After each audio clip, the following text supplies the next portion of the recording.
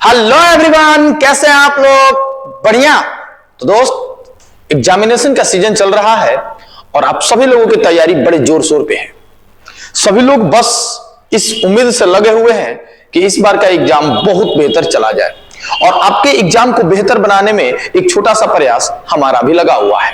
तो दोस्त, चलिए मिलकर एक ऐसा प्रयास करें कि आपको और हमको दोनों लोगों की सफलता बहुत आसानी से प्राप्त हो जाए। तो यह वीडियो इंग्लिश मीडियम के लिए है दोस्तों, और आज के इस वीडियो में हम लोग क्वेश्चन नंबर 20 के आगे डिस्कस करेंगे, जैसा कि हमने प्रीवियस लेक्चर में करा था। 1 से 20 तक हम लोगों ने कर रखा था और आज के इस वीडियो में 21 से लेकर 40 तक के क्वेश्चन हम लोग सॉल्व करेंगे। ऑब्जेक्टिव का सेशन है ये, जिसमें न्यूमेरिकल इंक्लूडेड है। तो चलिए दोस्त, चलिए शुरू करते हैं अपनी कहानी। तो मैं हूं प्रिंस सर और आप सभी का स्वागत करता हूं आपके और हमारे प्यारे चैनल बूम बूम फिजिक्स पर। तो दोस्त, मुझे शुरू करना है कहां से? मुझे शुरू करना है 21 से सर। तो 21 पे चलना पड़ेगा, तो हमें 21 पे आ जा भाई। 21, हालांकि इस चैप्टर का नाम तो आप लोग जानते ही हैं, जिस चैप्टर का डिस्कशन चल रहा है हमारे पास, वो चैप्टर कौन सा है? आपको मालूम है ना, electrostatics, electric charge and field. तो इलेक्ट्रिक चार्ज एंड फील्ड में ये सारे क्वेश्चन हम लोगों ने कर रखे हैं, ये सारे क्वेश्चन हम लोगों ने कर रखे हैं। ध्यान से देख लीजिए 20 तक का क्वेश्चन, ये फिगर वाला क्वेश्चन हम लोगों ने आखिरी करा था। जिस भाई साहब ने नहीं देखा वो भाई साहब पिछले लेक्चर में चले जाओ, electric charge and field lecture number 1 में, उसमें 20 क्वेश्चन सोल्व करे हम लोगों ने। आज 21 से, और ये रहा 21 क्वेश्चन, क्वेश्चन नंबर 21। तो दोस्त सवाल पढ़िए, बेहद आसान और मजेदार सवाल है। The region surrounding at stationary electric dipole, the region surrounded a stationary electric dipole, क्या कहा जाता है उसको? तो सीधी बात है, इलेक्ट्रिक जो आपका डाइपोल होता है, उस इलेक्ट्रिक डाइपोल में दो चार्ज होते हैं, 2 चार्जेस, और दोनों के दोनों रेस्ट कंडीशन में होते हैं। यही बात ध्यान देने लायक है। दोनों चार्ज किसमें होते हैं? रेस्ट में। और जब भी चार्ज रेस्ट में होता है तो केवल इलेक्ट्रिक फील्ड क्रिएट करता है। जब भी चार्ज रेस्ट में होता है तो केवल कौन फील्ड क्रिएट करता है? Electric field. लेकिन यही चार्ज अगर मूव कर रहा होता, अगर इसी चार्ज में कोई मूवमेंट होती, तो एकदम सीधी सी बात थी कि यहां पर इलेक्ट्रिक फील्ड के साथ मैग्नेटिक फील्ड भी बन जाता। तो दोस्त, यहां पर कौन सा हो जाएगा? हमारा ऑप्शन नंबर ए हो जाएगा। जब भी देखो इलेक्ट्रिक डाइपोल यहां बोल रहा है, हो सकता है कि एग्जामिनेशन में आपको केवल इलेक्ट्रिक चार्ज बोल दे, तब भी आंसर आपका नहीं बदलने वाला। बस इतना कंसेप्ट दिमाग में बिठा लें आप कि इलेक्ट्रिक चार्ज जब भी रेस्ट में होगा, चाहे वो किसी फॉर्म में हो, इलेक्ट्रिक डाइपोल क्या है? सिस्टम ऑफ चार्ज है। वो भी अगर रेस्ट की कंडीशन में रहता है तो आपको वही सेंस मिलने वाला है, केवल इलेक्ट्रिक फील्ड मिलने वाला है। चार्ज को मोशन कराओगे, इलेक्ट्रिक फील्ड मैग्नेटिक फील्ड दोनों मिलेगा।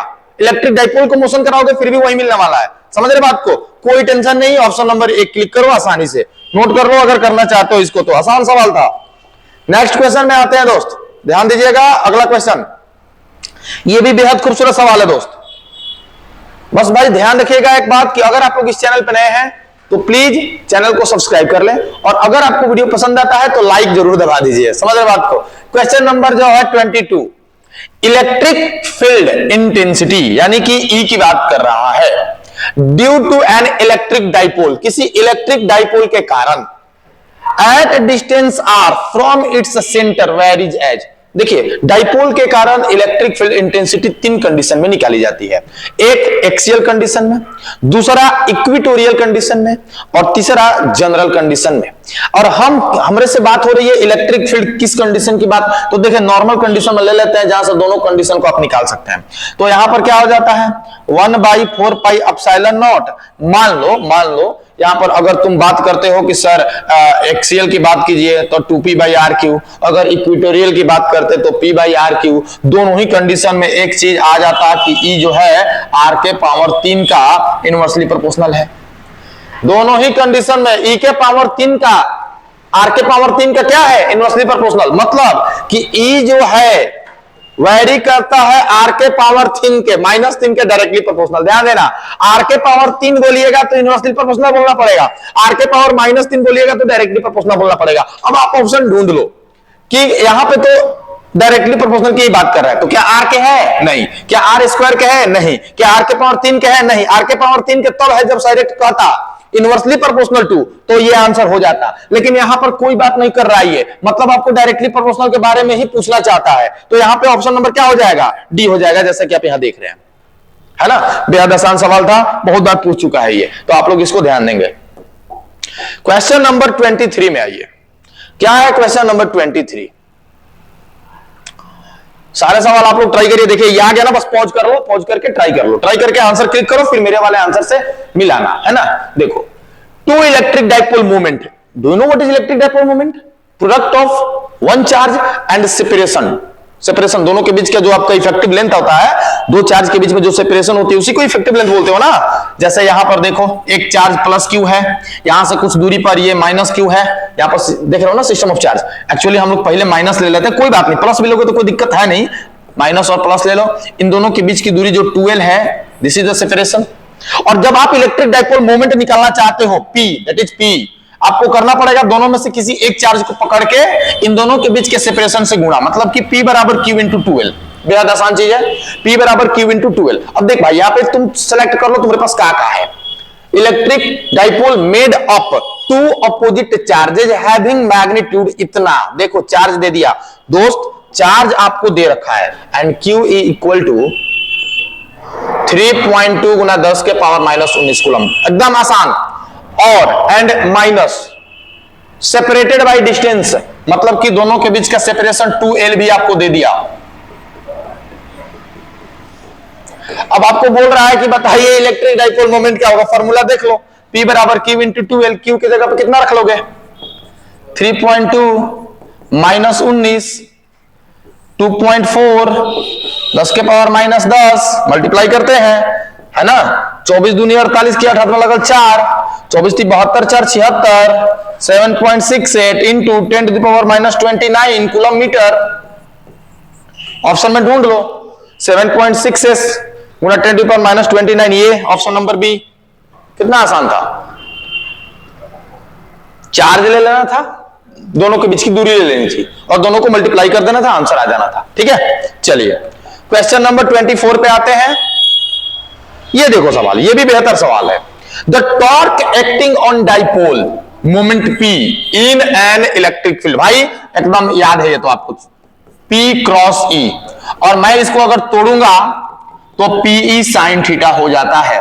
तो किसी भी डाइपोल पर लगने वाला टर्क के ये फॉर्मूलाज है, और आप देख लो आपको कौन सा यहां से चाहिए। आपने P डॉट E नहीं चाहिए, आपने P क्रॉस E चाहिए, तो आप यहां पे क्लिक कर ले आसानी से भाई, है ना। आसान सवाल था ना, ये सारे सवाल जो है ना डायरेक्ट पूछता है, और अगर आपको याद है ना तो तुरंत हो जाएगा। लॉलीपॉप सवाल कहे जाते हैं ये सारे के सारे। फिर से जो मैंने 21 वाले क्वेश्चन में बोला था ना कि चार्ज अगर रुका हुआ है, चार्ज अगर रेस्ट में है, तो वो अपने अगल बगल केवल इलेक्ट्रिक फील्ड क्रिएट करेगा। चार्ज अगर मोशन में है तो इलेक्ट्रिक फील्ड के साथ मैग्नेटिक फील्ड भी क्रिएट करेगा। तो यहां पे बोल रहा है कि stationary charge produces what, A stationary charge produces only electric field, only electric field। तो हमारा आंसर कौन सा हो जाएगा, ये हो जाएगा। समझ रहे हो बात को, मजा आ रहा है? अरे आसान सवाल में तो मजा आएगा ही ना, आसान सवाल में तो मजा आएगा ही। चलो देखते हैं, इंतजार करते हैं कुछ अच्छे सवाल आने की। सवाल सारे अच्छे हैं, बस किसी को अंडर एस्टिमेट मत करना, धोखा दे देगा एग्जामिनेशन के दिन। N electric dipole is placed at an angle of 30 degree. देखिए जैसे जैसे देता है वैसे वैसे आप लोग नोट करते जाओ। क्या दे दिया, एंगल दे दिया, किस एंगल पर रखा गया है। With an electric field intensity इतना, भाई ई दे रखा है, नोट कर ले इसको, 2 गुना 10 के पावर 5 न्यूटन पर कूलम, 2 गुना 10 के power 5 newton per coulomb. It experiences a torque of tau, 4 metre दे रखा है भैया, 4 मीटर नहीं होता, 4 न्यूटन मीटर होता है भैया, 4 न्यूटन मीटर होता। सर ये हमारी गलती नहीं है, आपकी टाइपिंग वाली की गलती है, कोई बात नहीं, सॉरी। 4 न्यूटन मीटर होता है इसका, कितना होता है, 4 newton metre. Then what is the charge on the dipole if the dipole length is 2 centimetre. भैया डाइपोल का लेंथ भी दे रखा है तुमको, वो दिया 2 सेंटीमीटर, तो सेंटीमीटर को मीटर बदलेंगे तो ये वाली चीज आ जाएगी।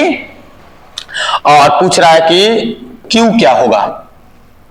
चलो टाउ बराबर आप लोग पढ़ते हैं, अभी मैंने पिछले वाले सवाल में इसको डिस्कस किया। टाउ बराबर P साइन थीटा, टाउ बराबर P साइन थीटा, P की जगह पे इस्तेमाल कर सकते हैं Q into 2L into E into sine theta. बोलो हाँ या ना, अगर तुम हाँ कहोगे तभी मैं आगे बढ़ूंगा, अगर तुम हाँ बोलोगे तभी मैं आगे बढ़ूंगा। बढ़ू, मुझे क्या चाहिए, मुझे यहां से क्या चाहिए, आपको क्या चाहिए? सर जी मुझे तो यहां से ये Q चाहिए, क्योंकि पूछ रहा है चार्ज ऑन द डाइपोल। तो ठीक है, चार्ज निकालने के लिए क्या करोगे, पकड़ लोगे यहां से चार्ज को, और टाउ के बट्टा में इन सबको आप रख दो, तो 2L यहां रह जाएगा, यहां ई रह जाएगा और यहां पे साइन थीटा रह जाएगा। चलो टाउ के जगह पे कितना रख दूं मैं 4, 12 के जगह पे कितना रख दूं, देखो गलती क्या होती है, इस 2 को अलग से रख देना, एल के जगह पे अलग से रख देना, तो गलती हो जाएगी। 12 के जगह पे ही आपको 2 रखना है, 2 गुना 10 के पावर -2, तो 2 गुना 10 के पावर -2, ई के जगह पे रखना है 2 गुना 10 के पावर 5, और ये साइन थीटा के जगह पे रखना है साइन 30, साइन थीटा के जगह पे रखना है साइन 30। अब मैं क्या करूं सर, अब मैं क्या करूं, तो बस ये करो, कुछ नहीं भैया, यहां से इसको ले लो, 2 मर्त में कटा दो, तो 2 मर्त में आ गया, और ये 2 से ये 2 खत्म हो गया। चलिए सर ठीक है, अभी बच गया नीचे 1 बटा में 10 के पावर -2, 10 के पावर 5, 10 के पावर 3, और भैया साइन 30 का 1/2, मुझे लगता है कि ये 2 चला जाएगा ऊपर, अगर ये 2 चला जाएगा ऊपर तो गुना में 10 के पावर -3 को 10 के पावर 3 को ऊपर भेजोगे तो 10 के पावर -3, तो देखो इतना आपका कूलम्ब आ गया, 2 गुना 10 के पावर -3 कूलम्ब। अगर 2 गुना 10 के पावर -3 कूलम्ब को अगर तुम कुछ लिखना चाहते हो तो आप उसको 2 मिली कूलम्ब लिख सकते हो, क्योंकि मिली का मतलब 10 के पावर -3 होता है। तो यहां पर ऑप्शन ढूंढो और ऑप्शन नंबर मिल जाएगा सी। कितना मजा आया इस सवाल में, तुरंत के तुरंत कमेंट करके मुझे बता दो, अच्छा लगा तो तुरंत कमेंट करके बता दो। आसान सवाल था, वैसे आसान सवाल था, दिक्कत नहीं होनी चाहिए इसमें। क्वेश्चन नंबर 27 में आओ, ये भी आसानी है, ये भी आसानी है, आप लोगों को तो मिला होगा बहुत सारे सवाल, बहुत सारी चीजें मिली हुई हैं। सर ये तो मैं बना के बैठ गया हूं, तो बना के बैठ गया तो आंसर बोल भाई, आंसर बोल दे जल्दी से। सर मैं नहीं बोलूंगा क्योंकि मैं ये बोलने के लिए मेरे पास माइक नहीं, कमेंट कर दो, कमेंट कर दो कितना होगा। इलेक्ट्रिक फ्लक्स का डायमेंशन, अच्छा बताओ जरा, इलेक्ट्रिक फ्लक्स होता क्या, फाई, इलेक्ट्रिक फ्लक्स क्या होता है फाई, और फाई का फॉर्मूला क्या होता है भैया, एरिया, इलेक्ट्रिक फील्ड और एरिया में मल्टीप्लाई। जब आपको फ्लक्स चाहिए ना तो इलेक्ट्रिक फील्ड और एरिया में आप क्या करते हो, मल्टीप्लाई करते हो। चलो और तोड़ता हूं मैं इसको, इलेक्ट्रिक फील्ड का भी डायमेंशन नहीं याद है तो आप फोर्स में जब चार्ज से भागा दोगे ना तो तुमको इलेक्ट्रिक फील्ड आएगा, और यहां पर फिर से एरिया से मल्टीप्लाई कर दो, तुम्हारा आ जाएगा 5। डायमेंशन लिखने की बात है तो फोर्स का डायमेंशन हो जाता है, आपको भी मालूम है, MLT - τ। इसमें कोई को परेशानी है तो बोलेगा, है परेशानी नहीं है। Q को बोल देते हैं हम लोग AT, Q को क्या बोल देते हैं AT, क्योंकि चार्ज है ना, चार्ज का डायमेंशन AT होता है, और ये एरिया है, और एरिया का डायमेंशन हो जाता है L का स्क्वायर। अब देखो करता हूं मैं इसको, M का M, L और L स्क्वायर मिलके L का पावर 3, T का पावर -2 है, ऊपर गया तो T का पावर -3, और A जब ऊपर जाएगा तो A का पावर -1। तो प्यारे दोस्त ये देखो, ये आपका आ गया फ्लक्स का डायमेंशन, और फ्लक्स का डायमेंशन इतना है तो ढूंढो कौन सा होगा। सर ML3, T-3, A-1, और ऑप्शन नंबर कौन सा A, है ना। ऐसे ही करो, रट के मत जाओ, रट के जाओगे -1 का -2 का केवल 2 हो जाएगा, गड़बड़ हो जाएगा, सारा का 1 नंबर चला जाएगा। तो आसानी से आप इस तरह से कैलकुलेट कर सकते हैं। क्वेश्चन नंबर हमारा जो है 28, ये देखिए सवाल, SI unit of electric field intensity is, do you know what is electric field intensity? Electric field intensity is defined as force per unit charge. Unit charge को अगर आप किसी इलेक्ट्रिक फील्ड में रखते हो और वो इलेक्ट्रिक फील्ड जितना उस पर फोर्स अप्लाई करेगा, that force is known as electric field intensity, and its formula is given by this, E equal to F by Q। So F क्या होता है, क्या बोलना है, यूनिट निकालना ना, F का यूनिट क्या होता है न्यूटन, और Q का यूनिट क्या होता है बता दें कूलम्ब। तो आप इसको न्यूटन पर कूलम्ब बोल सकते हो या न्यूटन कूलम्ब इनवर्स बोल सकते हो। अब ढूंढो ये वाला ऑप्शन में कहां है। तो सर मुझे तो यहां पे दिख ही नहीं रहा, मैं बता देता हूं तुमको, यहां पे तुमको नहीं दिख रहा है ना, तो ऑप्शन नहीं है इसमें, यहां पे ऑप्शन नहीं है, शायद प्रिंटिंग मिस्टेक है, यहां पर 1 कर लो और यही होगा आपका आंसर, न्यूटन पर कूलम्ब होगा। क्या होगा, न्यूटन पर कूलम्ब। फॉर्मूला E बराबर F बाई Q, F का हो जाएगा न्यूटन और Q का मतलब हो जाएगा चार्ज का कूलम्ब, ठीक है ना। चलिए 29, if the net electric flux through a closed surface is 0, बढ़िया सवाल है, बढ़िया सवाल है, किसी की याद आएगी, याद आ रही। देखो ये एक क्लोज्ड सरफेस है और कह रहा है कि इससे निकलने वाला फ्लक्स 0 है, और याद करो वो दिन जब तुमने पढ़ा था कि किसी भी क्लोज्ड लूप से निकलने वाला टोटल फ्लक्स कितना होता है। तो गॉस भाई साहब ने बताया था कि उसके अंदर का टोटल चार्ज निकाल देना, उस टोटल चार्ज का 1/ε0 टाइम्स हो जाएगा, तो फ्लक्स जो हो जाएगा Q नेट बाई ε0। अभी क्या कह रहा है ना कि भैया ये जीरो है, कह रहा है कि total electric flux through a closed surface is zero. इसका मतलब कि यहां से तुम्हारी बात साफ है, Q नेट कह रहा है जीरो है, Q नेट कह रहा है जीरो है। तो यहां से क्या बातें सामने आ सकती है? पहला कि इसके अंदर कोई चार्ज नहीं था, या चार्ज था भी तो सबको जोड़ने के बाद जीरो आ रहा था। यहां से दो बातें स्पष्ट होती हैं, या तो कोई चार्ज नहीं था उसके अंदर, या था भी तो नेट चार्ज मैंने जोड़ा ना तो जीरो आया। तभी ऐसा कंडीशन, दो कंडीशन आ सकते हैं, और दोनों कंडीशन में ढूंढो कौन सा कंडीशन दिया हुआ है। No net charge is enclosed by the surface, एकदम सही है। सरफेस के अंदर कोई नेट चार्ज नहीं है, तभी तो ऐसा केस जनरेट हुआ है। समझ रहे हो ना आपको? तो अगला पढ़ने की जरूरत भी नहीं है, ऐसे एक नंबर क्लिक कर लो, ये तो होगा ही होगा। आगे अब देखते हैं क्या बोल रहा है, इसकी क्या खामी। Uniform electric field exist with in the surface. कहां से घंटा? चार्ज ही नहीं है तो इलेक्ट्रिक फील्ड कहां से हो जाएगा? चार्ज ही नहीं है तो चार्ज जीरो है, और इलेक्ट्रिक फील्ड का फॉर्मूला होता है 1/4πε0 Q/r²। कहां से इलेक्ट्रिक फील्ड आ जाएगा? बिल्कुल गलत है। सी नंबर पढ़ो, electric potential varies from point two point inside the surface. भैया एक बात दिमाग में बिठा लो, चाहे वो तुम्हारा ई हो चाहे वो भी हो, ये दोनों के दोनों क्यू पर डिपेंड करते हैं। क्यू होगा तभी ये दोनों होंगे। यही क्या, फ्लक्स को भी आप यही बोलो। इलेक्ट्रिक फील्ड हो, इलेक्ट्रिक पोटेंशियल हो, इलेक्ट्रिक फ्लक्स हो, ये सारे के सारे जनरेट होते केवल एक कॉज से, और वो कॉज बेसिक कॉज है कौन सा? चार्ज। मैं आपको बता देता हूं, इन चार्ज का वैल्यू अगर जीरो हो जाए तो सारे का वैल्यू जीरो होगा। बस यहां पे देखो, ये भी ऑप्शन गलत हो गया। अब यहां पे क्या कह रहा है? Charge is present inside the surface. अगर सरफेस के अंदर चार्ज होता तो ये वाला केस कभी ना आता, ये वाला केस कभी ना आता, फाई कभी जीरो नहीं होता। तो ये तीनों के तीनों ऑप्शन आपके गलत हैं, और पहला नंबर आपका ऑप्शन क्या है? सही है। तो चलिए नेक्स्ट क्वेश्चन में डिस्कशन करते हैं। सारे ऑप्शन क्लियर होने चाहिए आपको, जो भी ऑप्शन दिए हुए ना सारे के सारे ऑप्शन क्लियर होने चाहिए। क्वेश्चन नंबर 13, ये 30 नंबर क्वेश्चन क्या कह रहा है? फोटो दिख रहा है आपको? अगर फोटो आपको ना दिखेगा तो मैं एक बार फोटो पढ़ने के बाद इसको जूम कर दूंगा, है ना? शायद आपको ना दिख रहा हो, देख लेना, कट पेस्ट किया गया है ना?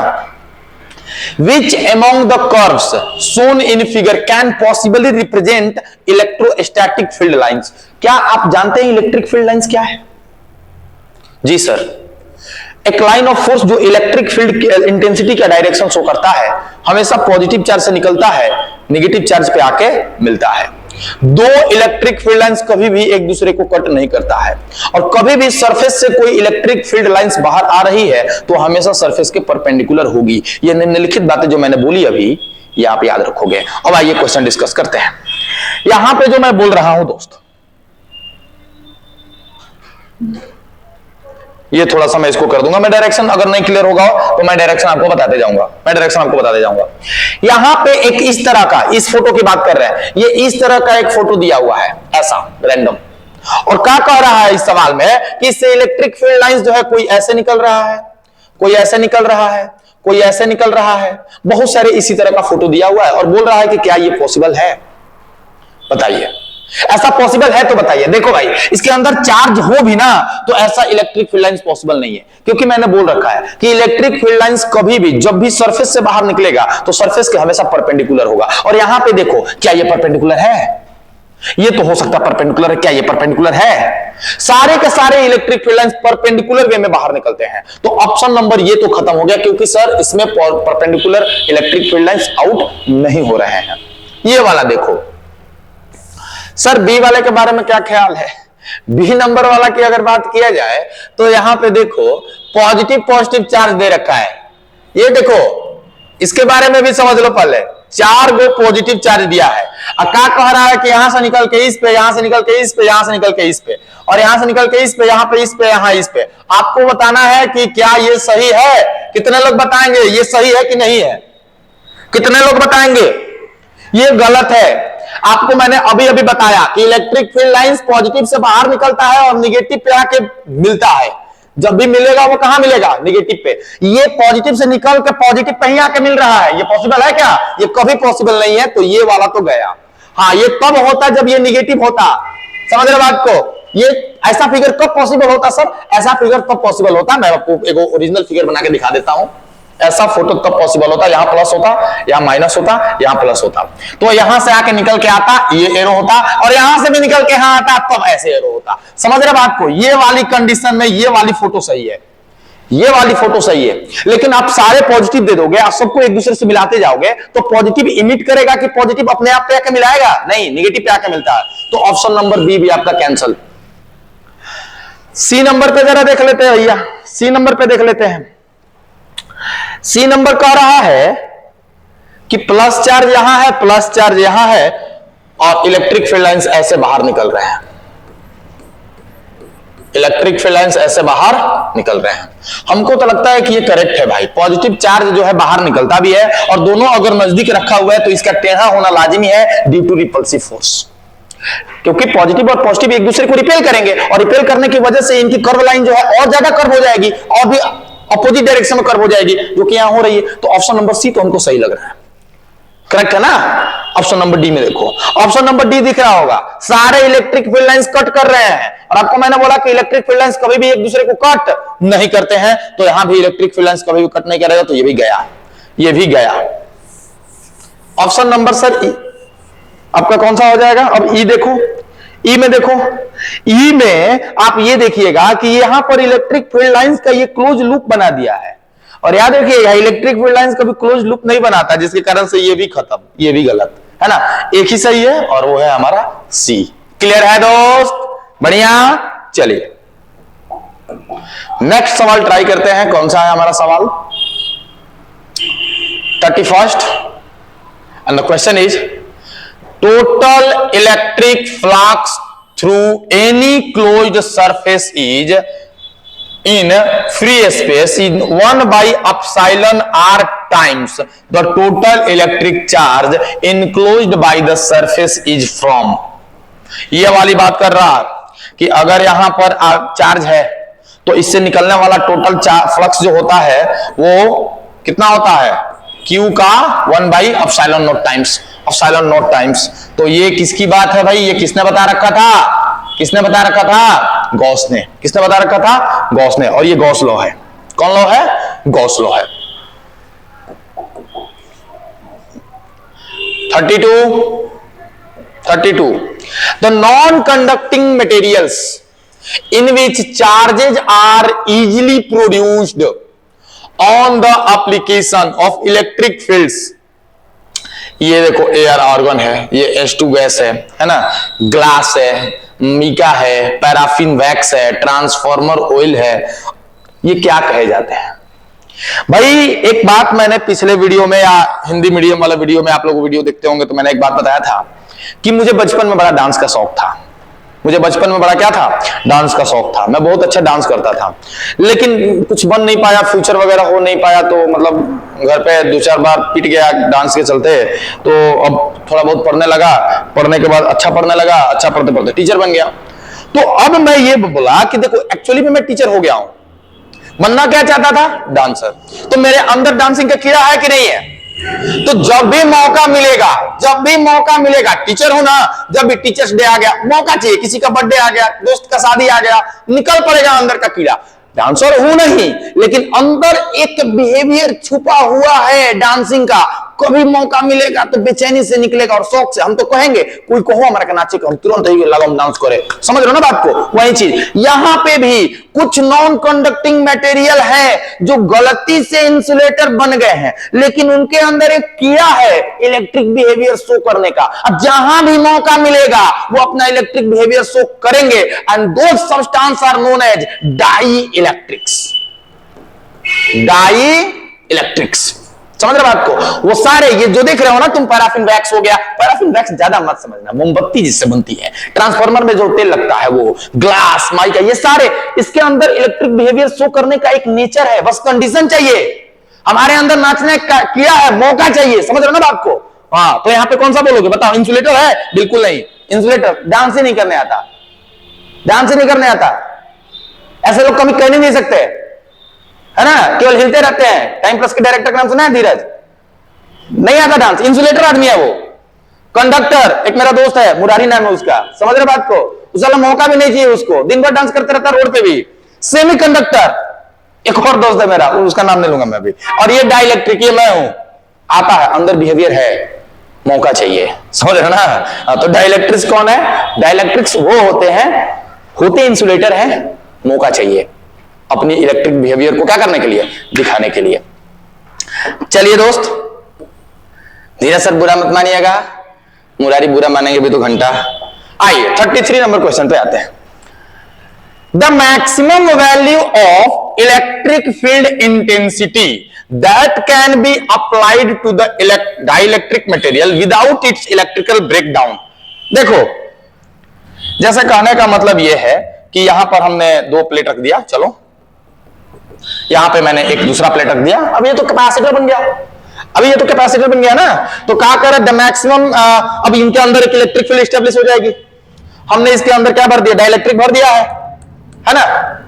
तो अब इलेक्ट्रिक फील्ड इंटेंसिटी मान लो बढ़ाते गए बढ़ाते गए बढ़ाते गए बढ़ाते गए, तो एक कंडीशन आता है, एक कंडीशन आता है जब भीतर का डाइलेक्ट्रिक जो है ना, जब भीतर का डाइलेक्ट्रिक जो है कंडक्टर की तरह बिहेव करने लगता है, और उसको बोला जाता है ब्रेक डाउन होना। समझ रहे बात को ना। तो ब्रेक डाउन, तो अब डिपेंड करता है कि ये ब्रेक डाउन कब करा पाता है, अंदर जो आपने डाइलेक्ट्रिक भरा है उसकी डाइलेक्ट्रिक की कैपेसिटी पर डिपेंड करता है कि ये ब्रेक डाउन कितना देर में होने देगा, और वो उस डाइलेक्ट्रिक का डाई इलेक्ट्रिक स्ट्रेंथ कहा जाता है, ब्रेकडाउन स्ट्रेंथ। समझ रहे बात को, ब्रेकडाउन स्ट्रेंथ। तो समझ लीजिएगा भैया कि यहां पर आप बोल सकते हैं डाइलेक्ट्रिक स्ट्रेंथ ऊपर है भाई, डाइलेक्ट्रिक स्ट्रेंथ ऊपर है, तो dielectric strength of that material. समझ के बात को, फिर से इसको क्या बोलते हैं हम लोग, dielectric strength of that material. हर मटेरियल का अपना डाइलेक्ट्रिक स्ट्रेंथ होता है, कोई जल्दी भी शो कर देगा, हमारे जैसे और भी लोग होंगे, किसी को बार बार बोलना पड़ता है नाच ना भाई, नाच ना भाई, नाच ना भाई, फिर भी नहीं नाचेगा, किसी को बोल नाच ना भाई, बस शुरू हो गई, तो उसकी स्ट्रेंथ जो है ना कम है, बाकी की स्ट्रेंथ ज्यादा है। तो ये वाली चीज है। चलिए ऑप्शन नंबर क्या हो जाएगा अब ए इसमें। नेक्स्ट क्वेश्चन 34, ये देखो, the electric lines of force due two point charge Q is less than 0। इसका मतलब क्या हुआ, 0 से छोटा होना, मतलब आपको यह बताने की कोशिश कर रहे हैं कि निगेटिव है। इस बार सेंटअप टेस्ट में आया हुआ, सेंटअप नहीं सॉरी, ये सैंपल पेपर जो सीबीएसई का सैंपल पेपर आया हुआ है आप लोगों का, जो सीबीएसई ने जारी किया अभी, उसमें यह सवाल आया हुआ है, Q is less than 0। Q is less than 0 का मतलब Q निगेटिव है, और Q निगेटिव है तो आपको तो मालूम है कि जब निगेटिव चार्ज होता है तो इलेक्ट्रिक फील्ड लाइंस आके इस पर मिलती हैं, इस पर आके क्या होती है, मिलती हैं। और ऑप्शन ढूंढो कौन सा है, मुझे लगता है कि ये ए नंबर है, क्योंकि इसी पर इलेक्ट्रिक फील्ड लाइंस आके मिल रही हैं। बहुत आसान सवाल था ये, दमी नहीं है इसमें। 35, अरे यार सेम सवाल है, देख रहे हो ना, रिपीट हो गया, ये सेम सवाल है, Q is less than 0, Q negative, A number option. यहां आ जाओ 36 पढ़ो जरा। The lines of force due to 2 equal positive charge placed near each other is plotted by student as under. यहां पर प्लस क्यू है, बाहर जा रहा है, प्लस क्यू है, बाहर जा रहा है ना, बाहर जा रहा है। तो अब ये बाहर जा रहा है तो हमको तो लग रहा है कि लड़का जो है बढ़िया किया है ड्रॉ, लड़का जो है बढ़िया किया है। तो साफ है, यहां पे बोल रहा है कि Q1 is positive, Q2 is negative. ना ना ना ना ना, दोनों से आउटसाइड जा रहा है, और दोनों से जब आउटसाइड जा रहा है तो दोनों पॉजिटिव होंगे। Q1 is negative, Q2 is positive. ना ना ना, बिल्कुल नहीं, दोनों पॉजिटिव है, बोथ आर नेगेटिव। बिल्कुल ना, बिल्कुल ना, दोनों पॉजिटिव है, बोल रहा हूं मैं, both are positive. Yes, option number D. दोनों से बाहर निकल रहा है, रिपल्सिव फोर्स लगेगा सिमिलर चार्जेस के बीच में, तो इलेक्ट्रिक फील्ड लाइंस जो है इस तरह से और ज्यादा रिपल्सिव नेचर की शो हो जाएंगी। तो यहां पे ऑप्शन नंबर क्या हो जाएगा, डी हो जाएगा। 37, an electrostatic field lines can not be discontinuous because, क्या है रीजन इसके पीछे कि कभी भी ये डिसकंटिन्यूअस नहीं होती। डिसकंटिन्यूअस का मतलब समझ रहे हो, कभी ब्रेक नहीं होती। और इसका रीजन क्या है, इसका रीजन मैं आपको बताता हूं दोस्त। जैसे यहां पे आप चार्ज ले चुके और ये प्लस लिया है आपने, तो ये चार्ज से शुरू होगा, यहां से शुरू होगा चार्ज से और इनफाइनाइट तक जाएगा। और अगर ये निगेटिव हुआ तो इनफाइनाइट से सीधे चार्ज तक आएगा। समझ रहे बात को, क्योंकि इनका रास्ता यही होता है तो बीच में ब्रेक होने की सवाल पैदा नहीं होता। तो यहां पे आंसर ढूंढो, the lines may extend from charge to infinity. हाँ जी, ये किसके लिए है? पॉजिटिव चार्ज के लिए। The lines may extend from infinity to charge, of course ये नेगेटिव के लिए है। बोथ ए एंड बी, जी हां, आंसर नंबर क्या होगा? सी होगा। पॉजिटिव चार्ज के लिए लाइंस जो होती हैं चार्ज से इनफाइनाइट तक, नेगेटिव चार्ज के लिए इनफाइनाइट से चार्ज तक होती हैं। आइए क्वेश्चन नंबर 38। 40 सवाल है, ज्यादा चिंता नहीं करना, 20 सवाल डिस्कस करूंगा। कल वाले में 30 सवाल डिस्कस करूंगा मैं। Two electric field lines never cross each other, why? 2 number के सवाल है बिहार बोर्ड वाले, सीबीएसई वाले 1 नंबर के हो सकते हैं, बिहार बोर्ड में ये 2 सवाल 2 नंबर के आएंगे। तो याद रखना, 2 इलेक्ट्रिक फील्ड लाइंस कभी भी एक दूसरे को नहीं काटते हैं, काहे? इसका रीजन सुनो। मान लो भाई बहुत सारे चार्जेज है, एक चार्ज नहीं लेता मैं यहां पे एक प्लस चार्ज ले लेता हूं, और एक चार्ज मैं यहां पे ले लेता हूं प्लस, फिर मैं एक यहां पे ले लेता हूं, फिर मैं एक यहां पे ले लेता हूं, ठीक है। अगर मैं बात करूं इनकी इलेक्ट्रिक फील्ड, बहुत सारे मल्टीपल चार्जेज हैं। अगर मल्टीपल चार्जेज हैं और मुझे उनका इलेक्ट्रिक फील्ड निकालना है, तो मैं सारे चार्जेज को ऐड करके मैं एक क्यू नेट बनाऊंगा, क्यू नेट बनाऊंगा। और क्यू नेट के कारण से, यानी कि सारे चार्जेस को जोड़ने के बाद जो चार्ज आएगा वो सिंगल चार्ज की तरह बिहेव करेगा, और उनके कारण जो इलेक्ट्रिक फील्ड क्रिएट होगा, उस इलेक्ट्रिक फील्ड का एक सिंगल डायरेक्शन ही होना चाहिए। एक चार्ज के कारण से या एक जगह पर इलेक्ट्रिक फील्ड के 2 डायरेक्शन कभी पॉसिबल नहीं है। एक जगह पर, एक स्पेस में, यहां पर 2 इलेक्ट्रिक फील्ड कभी नहीं हो सकता। अगर 2 आएगा भी तो अपना रिजल्टेंट मिला के एक निश्चित डायरेक्शन, एक डेफिनेट रिजल्टेंट डायरेक्शन बना लेगा। मतलब आप ये बोलना चाहते हैं सर कि इलेक्ट्रिक फील्ड का हमेशा एक पॉइंट पर एक ही डायरेक्शन होगा? जी हां, मैं यही बोलना चाहता हूं। और अगर इलेक्ट्रिक फील्ड लाइंस कट कर रहे हैं, इसका मतलब कि यहां पर का डायरेक्शन इधर हो गया, यहां पर का डायरेक्शन ये हो गया, एक पॉइंट पे 2 डायरेक्शन मिल रहा है। कट करने का मतलब तो यही हुआ ना कि इसका डायरेक्शन अलग, इसका डायरेक्शन अलग, और ये पॉसिबल कभी भी नहीं है, कभी भी नहीं है। आप सिंगल चार्ज लो, उसके कारण से भी डायरेक्शन आपको सिंगल मिलेगा। मल्टीपल चार्ज लो, उसके कारण फील्ड का डायरेक्शन भी आपको सिंगल मिलेगा, डबल कहीं नहीं मिलेगा। और यही रीजन है कि कभी भी 2 इलेक्ट्रिक फील्ड लाइंस कभी कटता नहीं है। तो देखो यहां पर multiple charge must have a single direction of the field, and this is your answer. Single charge can have just 1 direction, ये भी सही है, लेकिन ज्यादा अप्रोप्रिएट कौन है? सी नंबर है। ज्यादा बढ़िया कौन है? सी नंबर है। Single charge can have multiple, बिल्कुल नहीं, है ना। तो आपका सी नंबर जो है ज्यादा करेक्ट है। 39 what is the angle between the directions of electric field at any axial point and equatorial point due to an electric dipole? बहुत लोग एक्सियल इक्वेटोरियल सुने और 90 डिग्री आंसर क्लिक कर देंगे। कितना होगा आंसर इसका? 90 डिग्री, है ना। बेहद आसानी से मैं आपको बता दूं, आपने गलत टिक कर दिया है। क्या कर दिया आपने? गलत कर दिया। चलिए देखते हैं होता कैसे है। ये एक मैंने ले लिया नेगेटिव चार्ज, ये आपने ले लिया कौन सा चार्ज? नेगेटिव चार्ज, और यहां पे आपने ले लिया पॉजिटिव चार्ज, और इसके कारण से जो अब इलेक्ट्रिक फील्ड रिजल्टेंट आएगा वो इलेक्ट्रिक फील्ड इधर आता था, आपको याद होगा, ई यह आता था, इधर आता था, ई एक्सियल। चलो उधर चला गया। मैं इक्वेटोरियल पे निकालता हूं, ये माइनस और ये प्लस। इसके कारण जो इलेक्ट्रिक फील्ड आता था यहां पे निकालना था, इक्वेटोरियल का मतलब ये होता है 90 डिग्री पे निकालना होता है, और इसके कारण से जो आप निकालते थे, एगो इधर आता था माइनस के कारण, एगो प्लस के कारण इधर जाता था, और इन दोनों का रिजल्टेंट इधर आता था, मतलब दिस इज ई इक्वेटोरियल। तो देख भाई इस पॉइंट पे आओ, ई एक्सियल गया इधर, ये ए ई एक्सियल गया इधर, और ई इक्वेटोरियल गया इधर, और मुझे बताओ दोनों के बीच का एंगल कितना हुआ? 180 डिग्री। दोनों के बीच का एंगल कितना हुआ? 180 डिग्री। ध्यान से देखो पूछ क्या रहा है, the angle between directions of electric field at any axial point and equatorial point. Axial point का इलेक्ट्रिक फील्ड का डायरेक्शन ले लो और इक्वेटोरियल पॉइंट का इलेक्ट्रिक फील्ड का डायरेक्शन ले लो, और फिर बताओ कि दोनों के बीच का एंगल कितना होगा। वही मैंने किया है, एक्सियल का इधर होगा, इक्वेटोरियल का उधर होगा, दोनों को मैंने एक जगह ला के रखा, और फिर हमारा आंसर कितना आया? 180। और अभी आपका जो आंसर डी नंबर आपने क्लिक किया वो एकदम गलत है। कौन सा है? ये होगा। चलिए इसके बाद आते हैं लास्ट सवाल पे, और वो है क्वेश्चन नंबर 40।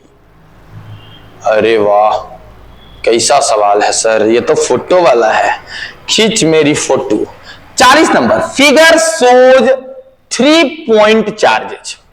3 गो पॉइंट चार्ज दिखाया है, जिसमें एक गो आपको +2 कूलम है, यह वाला जो है दोस्त +2 कूलम है, 2 क्यू है, और ये -Q है, और यहां पर +3q है, +3q है। अब का पूछ रहा है, 2 charges +2q and -q are enclosed within a surface S। बहुत बढ़िया, इस S के अंदर वो है, enclosed है। What is the electric flux due to this configuration through a surface S? इस सरफेस S से फ्लक्स का वैल्यू कितना होगा? तो मैं आपको एक बात तो बता दूं कि फ्लक्स जो भी यहां से निकलेगा, जो इनसाइड, जो भीतर चार्ज है उसी के कारण से आएगा। यानी कि ये भाई साहब जो 3q है वो है आउटसाइड में, और इनका कोई भी योगदान नहीं होगा इससे फ्लक्स निकालने में। तो कौन कौन होगा यहां पर रिस्पॉन्सिबल? +2q -q, और अगर q इनसाइड निकालूंगा तो मैं +2q को और यहां पर -q को ऐड करके नेट निकाल लूंगा चार्ज पहले, और उसके बाद बाई में एप्सिलॉन नॉट। 2q में से q माइनस करोगे तो आपको बच जाएगा केवल q upon epsilon not. So the flux through this enclosed area S is given bye q by epsilon not. So correct answer is B। Is it clear? तो दोस्तों ये 20 क्वेश्चन का सेट जो है समाप्त हुआ, और उम्मीद है कि आपको बहुत प्यारा लगा होगा। अगर आपने पूरा वीडियो देख लिया तो आप अभी अगर लाइक नहीं किया तो लाइक कर दीजिए, अपने दोस्तों में शेयर करिए इस वीडियो को। और अगला जो होगा हमारा सेट वो 30 क्वेश्चन का एक सेट होगा इसी चैप्टर से, और उसके बाद मैं फिर से करंट का अपलोड करना शुरू करूंगा।